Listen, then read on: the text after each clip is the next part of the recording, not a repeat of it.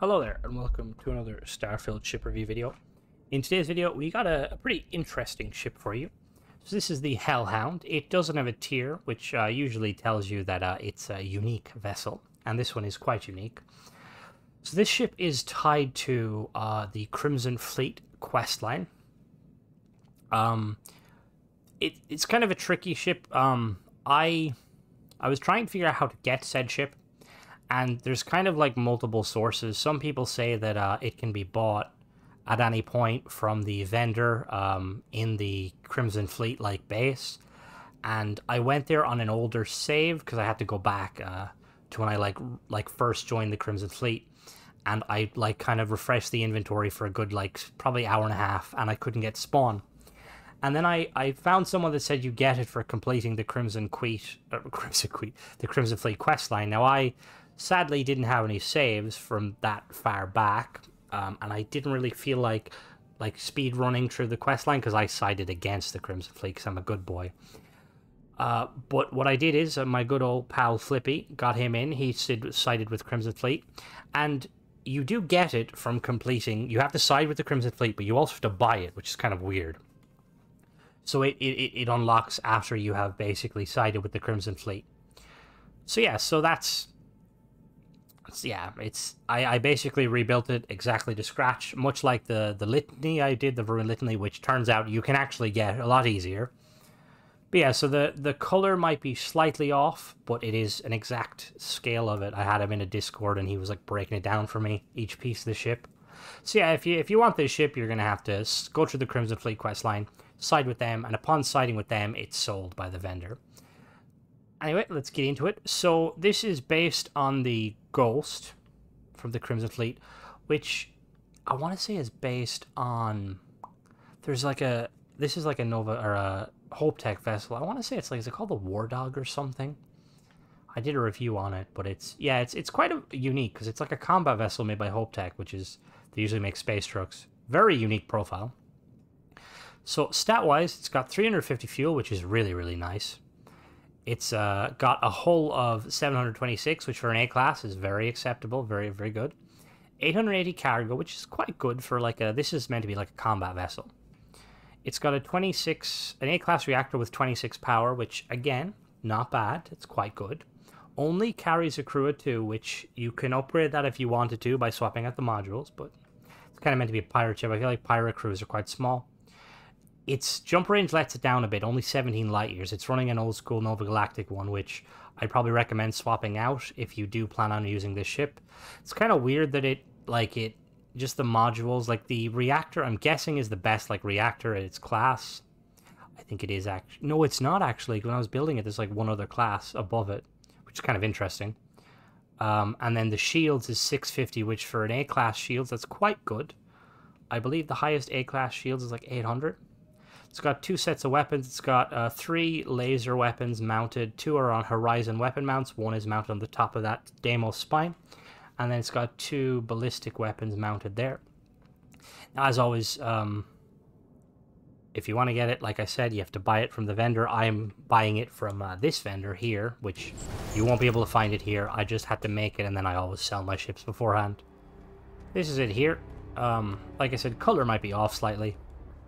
Just because, for some reason, like, ships Bethesda make, they don't follow the same color palette. Like, I literally made it exactly how it's set up, you know, like when you inspect the color. But yeah, pretty interesting looking ship. One of the cool features about this ship is it has the engines, the 3015 engines, I believe, that give it a 180 speed, which is really nice. It doesn't come with any shielded cargo, which is quite interesting. Anyway, let's hop in. So you enter through the front. We've got the Hope Tech hangar. I really like this hangar. We don't see too many of these hangars, actually, or the cargo bays. It's very spacious. I feel like this hangar makes me wish like I had a little rover that I could just drive out like Elite Dangerous style. Anyway, we're gonna grab our first aid kit. Why is there no first aid there? What the hell? Okay, so up we go.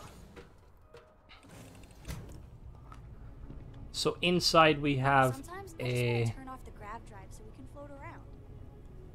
This is a Hope Tech. I've never seen this module before. This is clearly a HopeTech living quarters. A very cool one, I may add. So it's got like this segmented section here. So we've got like, we come in and we have the toilet immediately there. And we've got like these double bunk beds. Really, really cool. And then we have like this little door that breaks up it. We have the galley works, which is nice. And then we have some seating here. And then we have some more seating. We got a couch. Little desk there, which is really nice. Docking port is through here, which again, pretty cool. I really like this HopeTech like setup. I love when they break up the room like this. And then if we go up another level, we just have a 1x1 storage room. And then we have the bridge, which is... HopeTech does the bridges phenomenally. We've got the pilot seat there. We've got the co-pilot to the left and the navigator to the right. I thought they were subwoofers. Are they subwoofers? No, they couldn't be subwoofers. Maybe. Anyway. So we're going to take it out and see how she flies. Those engines are pretty nice. I think this is one of the only ships that has those like 180 speed engines. So we're going to take her off and try her out. Weapons, not like the best. They're not bad. But they're like, yeah, they're pretty decent. I love those big HopeTech like landing gear. I hope like someone's going to do a mod eventually.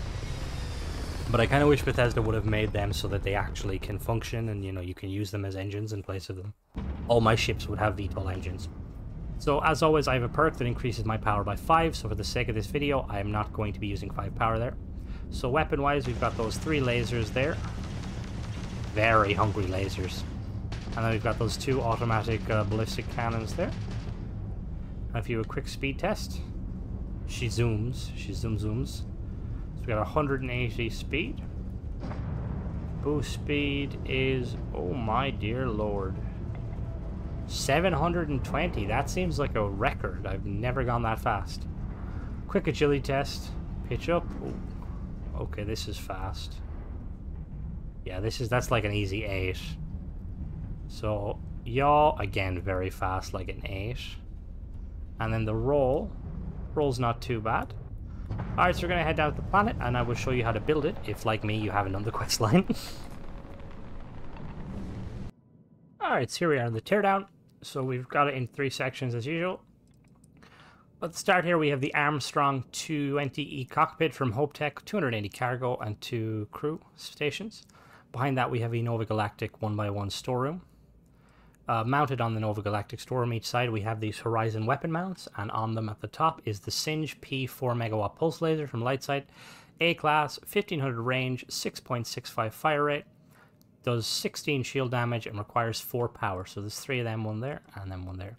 And then mounted on the spine, here the Deimos spine, we have 2 of these Mauler 105U autocannons from Horizon Defense, A-class, 960 range, 6.65 fire rate, 14 hull damage, and again 4 power.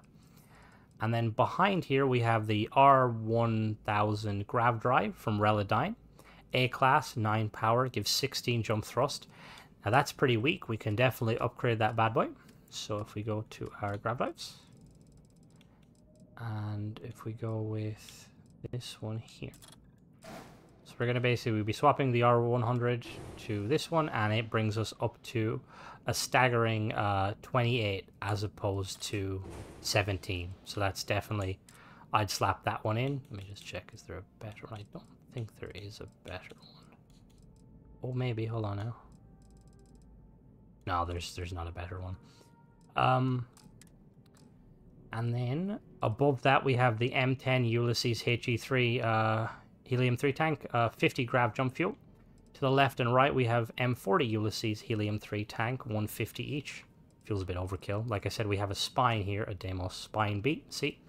We have the Deimos Spine D4 here, and then we have the White Dwarf 3015 engine.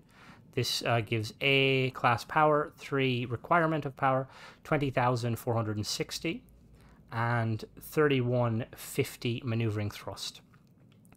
And if you were to, these engines are pretty hard to come by. You'd have to have design 4, and I believe like level 50 to get them, so it's nice that you can get them prematurely. And then there's 2 of them. And then if we go to the middle section of the ship, we have the HopeTech 11 Docker 4.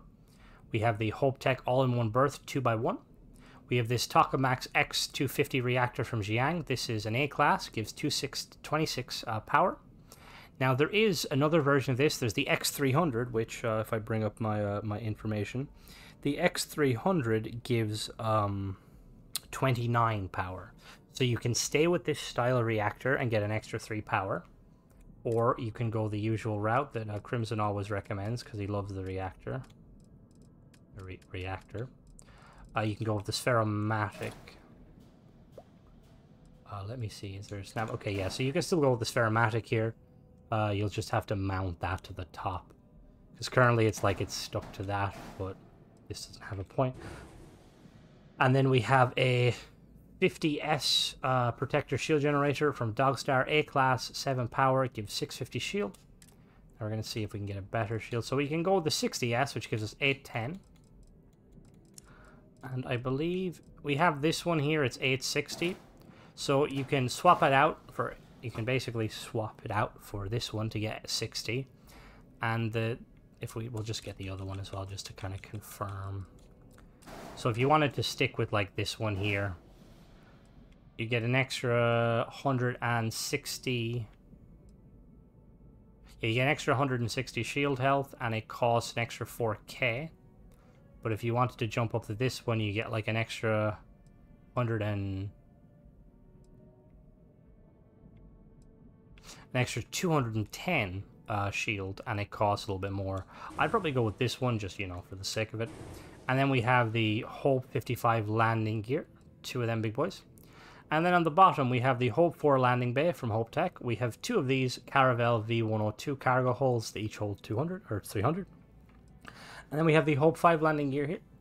So we're going to put her back together real quick. And then for the weaponry, what I'd recommend doing is I would take these off because they're a bit expensive. Being this is an A-class fighter, we're going to kit it like so. So what we're going to do is we're going to go the usual route. We're going to go A-class, and we're going to get a pair of these PB. And we're going to strap... we got to take the reactor into consideration. The engine's perfect. We're going to upgrade the shield really quickly, just so we have like a better shield. Because we want to have like a fair kind of, you know, like judgment of the reactor. Come down here, perfect. So we're going to go complete overkill mode. We're going to have 4 of these, 2 on each side here. And then if we set them up as our main weapon, and then just for the fun of it, because it's nice, like, you don't really need anything else for this situation, but I like having some missile launchers just for the memes. You could also go a suppressor, actually. It's not a bad idea if you wanted to. Say you want to like take out some ships, if you want to be like a true pirate, put a suppressor up there, get the job done. What I would recommend doing, though, is getting some missiles.